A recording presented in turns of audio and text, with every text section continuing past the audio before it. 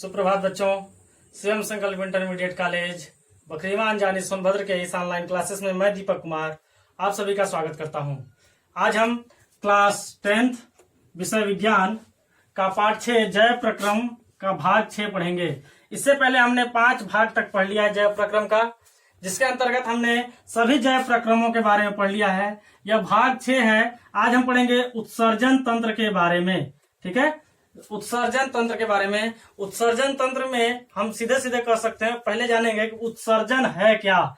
तंत्र की बात बाद में करेंगे, पहले जानेंगे क्या है कि उत्सर्जन क्या है, उत्सर्जन किसे कहते हैं। ठीक है, उत्सर्जन वह है जिस, या सीधे कहिए वह जय प्रक्रम या ऐसा जय प्रक्रम जिसके अंतर्गत अमोनिया या अन्य अवशिष्ट पदार्थ निष्कासन किए जाते हैं, यानी निष्कासित किए जाते हैं। जिस अवशिष्ट पदार्थ का पाचन नहीं हो पाता है उस अवशिष्ट पदार्थ को निष्कासन करने की प्रक्रिया उत्सर्जन कहलाती है। ध्यान से समझिए। ठीक है, उत्सर्जन के अंतर्गत बहुत सारे हम उत्सर्जित पदार्थ को निकालते हैं। जो पृथ्वी पर जीव हैं वह अलग अलग प्रकार के उत्सर्जित पदार्थ को निष्कासित करते हैं। ठीक है, जैसे हम बात करते हैं वसा और कार्बोहाइड्रेट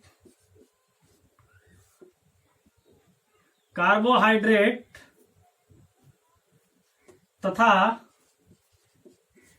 वसा। कार्बोहाइड्रेट तथा वसा के उपापचय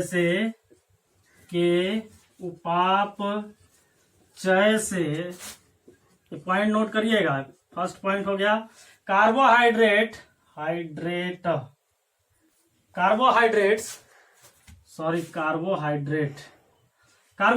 तथा वसा के उपापचय से क्या निर्माण होता है? कौन सा उत्सर्जन पदार्थ आता है? कार्बन डाइऑक्साइड, यानी कि CO2 कार्बन डाइऑक्साइड तथा जल वाष्प उत्सर्जित होता है। जल वाष्प उत्सर्जित होता है। ठीक है, कार्बोहाइड्रेट तथा वसा के उपापचय से कार्बन डाइऑक्साइड तथा जल वाष्प क्या होता है? उत्सर्जित होता है, या इसको हम कह सकते हैं जल वाष्प का निर्माण होता है। ठीक है, आगे हम देखते हैं प्रोटीन। नेक्स्ट पॉइंट देखते हैं प्रोटीन के उपापचय से ध्यान से समझिए। प्रोटीन के उपापचय से नाइट्रोजन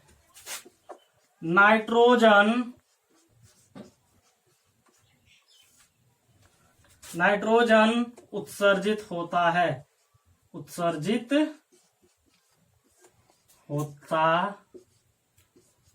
है। ध्यान दीजिए। ठीक है, प्रोटीन के उपापचय से क्या उत्सर्जित होता है? प्रोटीन के उपापचय से हमारा नाइट्रोजन उत्सर्जित होता है। उत्सर्जित पदार्थ के रूप में नाइट्रोजन निकलता है। कौन कौन से पदार्थ यहां से नाइट्रोजन के कौन कौन से पदार्थ जो होते हैं? पहला होता है आपका अमोनिया। यह भी क्या है? नाइट्रोजन से बना हुआ है, NH3। ध्यान से देखिए, यह क्या है? अमोनिया। यह भी एक प्रकार का क्या है? नाइट्रोजन उत्सर्जित होता है। प्रोटीन के उपापचय से क्या होता है? अमोनिया या नाइट्रोजन जो है, नाइट्रोजन के उत्सर्जित से अमोनिया होता है। इसी के और आगे हम देख सकते हैं अमोनिया के साथ साथ यूरिया होता है। ठीक है, कौन हो गया? अमोनिया हो गया, यूरिया हो गया तथा यूरिक अम्ल। क्या हो गया? यूरिक अम्ल। ठीक, ये जो है ये सभी उत्सर्जित पदार्थ के रूप में आते हैं। ठीक है, आगे हम देखते हैं वेयर इज डस्टर।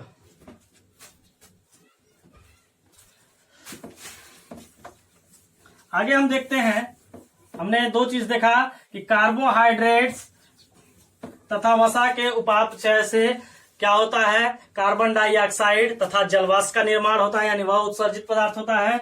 और प्रोटीन के उपापचय से क्या होता है? अमोनिया, क्या कहते हैं, यूरिया, यूरिक अम्ल होता है। ठीक है, समझ में आ गया। अब देखिए जो है उत्सर्जन तंत्र, यानी कि उत्सर्जी अंग के बारे में अगर हम बात करें, उत्सर्जी अंग उत्सर्जी अंग जो है मानव में बहुत सारे उत्सर्जी अंग के रूप में कार्य करते हैं, लेकिन मुख्य उत्सर्जी अंग कौन सा है? मुख्य उत्सर्जी अंग कौन सा है हमारा? वृक्क। वृक्क यानी कि किडनी, यह मुख्य उत्सर्जी अंग के रूप में आता है। इसके साथ साथ हमारा फेफड़ा भी क्या है? उत्सर्जी अंग है। क्या है? फेफड़ा भी क्या है? पहला उत्सर्जी अंग हो गया ये जो मुख्य है, ठीक है। दूसरा क्या है? फेफड़ा। फेफड़ा जो है, ध्यान दीजिए, वृक्क जो है वह मुख्य है। ये किस चीज का उत्सर्जित करता है? कौन से पदार्थ का? यूरिया का। किस पदार्थ का उत्सर्जन करता है? मुख्यतः ये यूरिया का उत्सर्जन करता है, ठीक। फेफड़ा जो है वह किसका करता है? कार्बन डाइऑक्साइड का, CO2 का करता है, ठीक है। तीसरा है उत्सर्जी अंग के रूप में हमारा त्वचा भी कार्य करता है। त्वचा, त्वचा जो है आप हम देखते हैं त्वचा से क्या निकलता है? पसीना निकलता है, ठीक है। यह भी एक प्रकार का उत्सर्जी पदार्थ है। इन्हें हम सोडियम क्लोराइड के नाम से भी जान सकते हैं, ठीक है। यह त्वचा के माध्यम से उत्सर्जित होते हैं। समझ में आ गया? यानी कि उत्सर्जी अंग के रूप में क्या हो गया आपका? मुख्य है वृक्क, किडनी जो यूरिया का उत्सर्जन करता है, फेफड़ा जो है वो कार्बन डाइऑक्साइड का करता है, त्वचा जो है वो पसीना का करता है। समझ में आ गया? नेक्स्ट हम देखते हैं उत्सर्जन का प्रकार। उत्सर्जन का प्रकार, उत्सर्जन कितने प्रकार के होते हैं? उत्सर्जन के प्रकार, उत्सर्जन के प्रकार। उत्सर्जन जो होते हैं मुख्यतः 3 प्रकार के होते हैं, ठीक है।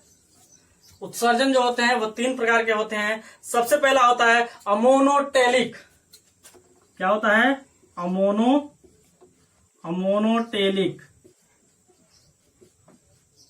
अमोनोटेलिक उत्सर्जन, ध्यान दीजिए, अमोनोटेलिक उत्सर्जन। और सेकंड क्या होता है आपका? यूरियोटेलिक।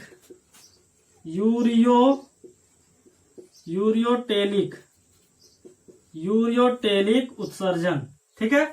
पहला है अमोनोटेलिक, दूसरा यूरियोटेलिक और तीसरा है आपका यूरिकोटेलिक। यूरिकोटेलिक उत्सर्जन, ठीक है। उत्सर्जन जो है मुख्यतः 3 प्रकार के हो गए, अमोनोटेलिक उत्सर्जन, यूरियोटेलिक और यूरिकोटेलिक। समझ में आ गया? और अब देखिए इसमें जो है उत्सर्जी पदार्थ क्या होता है? अमोनिया होता है। उत्सर्जी पदार्थ अमोनोटेलिक उत्सर्जन के अंतर्गत उत्सर्जी पदार्थ जो होता है अमोनिया होता है, और ऐसे उत्सर्जन करने वाले जीवों को अमोनोटेलिक जंतु के नाम से जाना जाता है। इसमें उत्सर्जन के लिए अत्यधिक जल की आवश्यकता होती है। किसकी आवश्यकता होती है? अत्यधिक जल की आवश्यकता होती है। अत्यधिक जल की आवश्यकता होती है, ध्यान दीजिएगा, इसमें अत्यधिक जल की आवश्यकता होती है। किसमें? अमोनोटेलिक उत्सर्जन में। इसमें उत्सर्जी पदार्थ क्या है? अमोनिया है। अत्यधिक जल की उत्सर्जन के लिए अत्यधिक जल की आवश्यकता होती है। अब जान लीजिए कि जब अत्यधिक जल की आवश्यकता है, ध्यान दीजिए, अमोनोटेलिक उत्सर्जन के अंतर्गत जब अमोनिया उत्सर्जी पदार्थ के रूप में है और अत्यधिक जल की आवश्यकता है उत्सर्जन के लिए, तो उदाहरण आप सामान्य सा जान सकते हैं। इसके अंतर्गत क्या उदाहरण में आ सकते हैं? सभी जलीय जीव, जलीय जंतु जो होते हैं, जलीय जंतु, इसके उदाहरण में जलीय जीव जंतु हो गए। समझ में आ गया? दूसरा हम देखते हैं यूरियोटेलिक। यूरियोटेलिक के अंतर्गत कुछ उभयचर और स्तनधारियों में यह उत्सर्जन होता है, ठीक है। इसमें उत्सर्जी पदार्थ क्या होता है आपका? यूरिया होता है। उत्सर्जी पदार्थ क्या है? यूरिया होता है। उत्सर्जी पदार्थ यूरिया होता है। किसमें पाया जाता है? यह सामान्यतः उभयचर जंतुओं में पाया जाता है। और किसमें पाया जाता है? स्तनधारी वर्ग में, जैसे कि मानव में कौन सा उत्सर्जन होगा? उत्सर्जन का प्रकार पूछ दिया तो आप समझ जाएंगे, यूरियोटेलिक, ठीक है। मानव हो गया, मेढक हो गया, मेढक, हिरण, गाय, बकरी, ये सब में कौन सा उत्सर्जन होता है? यूरियोटेलिक, ठीक है, इत्यादि। नेक्स्ट है यूरिकोटेलिक। यूरिकोटेलिक में अगर हम देखते हैं, यूरिकोटेलिक में सीधा समझिए कि इसमें उत्सर्जी पदार्थ जो होता है यूरिक अम्ल होता है। इन तीनों में आपको बस मुख्यतः यही जानना है कि उत्सर्जी पदार्थ क्या होता है। देखिए, अमोनोटेलिक में अमोनिया, यूरियोटेलिक में यूरिया और यूरिकोटेलिक में यूरिक अम्ल। नाम से यह देखिए, यूरिकोटेलिक यूरिक अम्ल, यूरियोटेलिक यूरिया, अमोनोटेलिक अमोनिया। ठीक है, नाम से यह उसके उत्सर्जित पदार्थ को आप आसानी से जान सकते हैं। यूरिक अम्ल होता है और इसमें जो है उत्सर्जन के लिए कम जल की आवश्यकता होती है, कम जल की आवश्यकता होती है। ध्यान दीजिए, इसमें कम जल की क्या होती है, आवश्यकता होती है। यूरिक अम्ल में कम जल की, यूरिकोटेलिक में यूरिक अम्ल जिसमें उत्सर्जित पदार्थ के रूप में कार्य करता है, इसमें कम जल की आवश्यकता होती है। उदाहरण इसका हो जाएगा किन किन जीवों में होता है। ठीक है, यह हो जाता है आपका कबूतर में, मोर में, सर्प में, मगरमच्छ में, यानी कि पक्षी वर्ग में। सीधे सीधे जानिए, पक्षी वर्ग में कौन कौन से हो जाएंगे, कबूतर मोर और सरीसृप के अंतर्गत भी आता है, सरीसृप के अंतर्गत भी आता है। जैसे मगरमच्छ हो गया, मगरमच्छ ये किस वर्ग का है, सरीसृप वर्ग का है। तो मगरमच्छ में भी कौन सा होता है, यूरिकोटेलिक होता है। यह 3 प्रकार का उत्सर्जन के प्रकार होते हैं। ठीक है, अब थोड़ा सा हम मानव के उत्सर्जन के बारे में आते हैं। ये तो आपका उत्सर्जन का प्रकार हो गया। मानव के उत्सर्जन में हम आते हैं। मानव का उत्सर्जन तंत्र जो होता है, उसकी अगर हम एक संरचना बनाएं तो कुछ इस प्रकार से होता है। यह रफली डायग्राम है, आप अच्छे से बनाइएगा।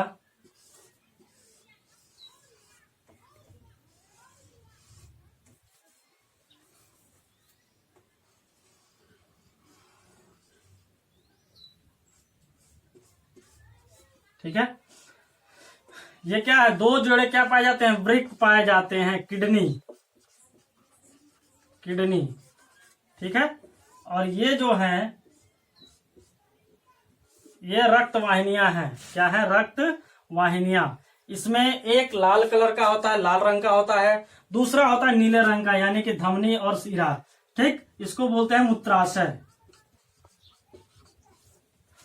मानव का जो उत्सर्जन तंत्र होता है, इसमें हम सीधे सीधे जानते हैं कि वृक्क होता है, और वृक्क जो होता है यह, इसको कहते क्या है, किडनी कहते हैं। यह मुख्य उत्सर्जी अंग होता है। इसमें जो है, इसका अगर हम बात करते हैं भार की, तो लगभग यह 300 से 350 ग्राम होता है।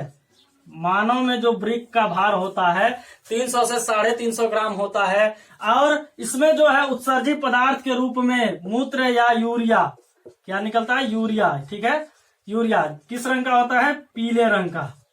ध्यान दीजिएगा, पीले रंग का। क्वेश्चन पूछता है कि पीला रंग किस कारण होता है, तो एक पदार्थ पाया जाता है यूरोक्रोम।